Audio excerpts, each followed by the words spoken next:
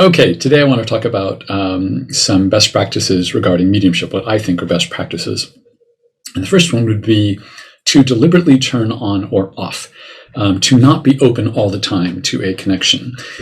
In the beginning, especially when you first start to learn about yourself and learn about doing mediumship, you will be out in public, you'll be standing in line, for example, waiting to pay for something, and you'll feel connections for people around you.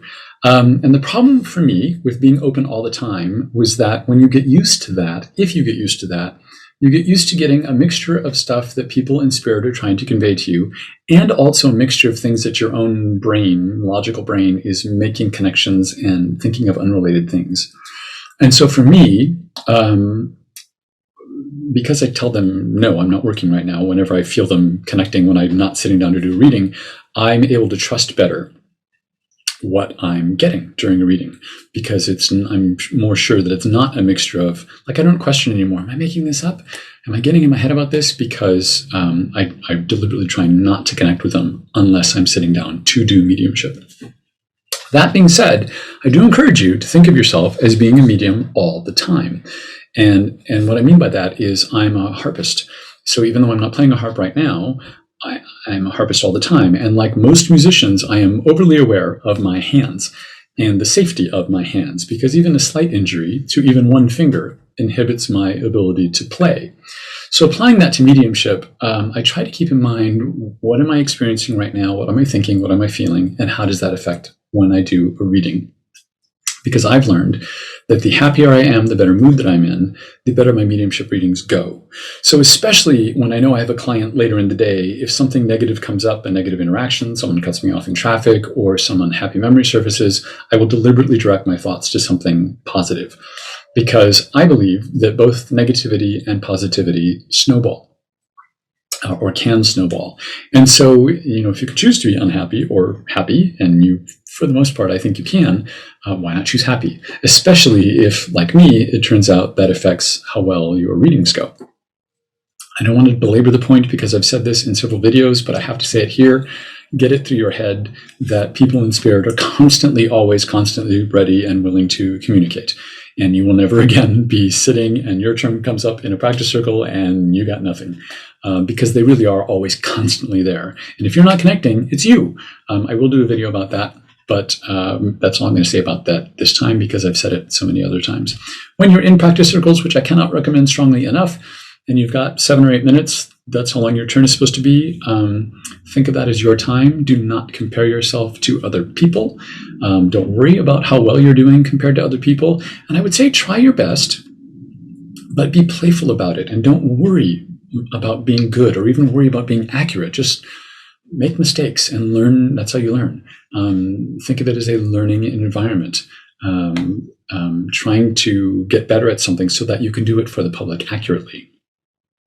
Something I tell young public speakers, musicians, and actors is that any audience, whether it's one person or a large group of people, any audience wants you to do well. They are on your side. It is extremely rare that anyone who has to sit and listen to a public speaker or listen to a musician or watch an actor, it's very rare for someone to hope that you will fail or hope that you will bore them or whatever.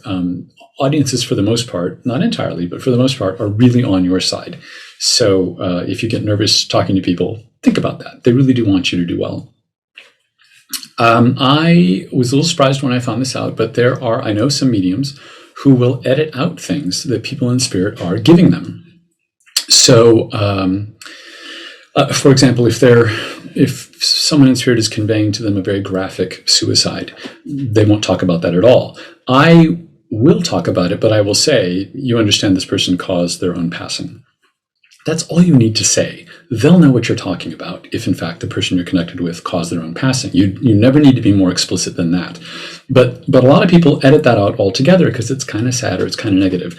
And I don't. I really do try to give everything that I get, and I recommend that you try to give everything that you get, because they're giving it to you for a reason. So I'll give you an example of that. Well, I had somebody once who showed they didn't cause their own passing, but they died. It was very bloody how they passed.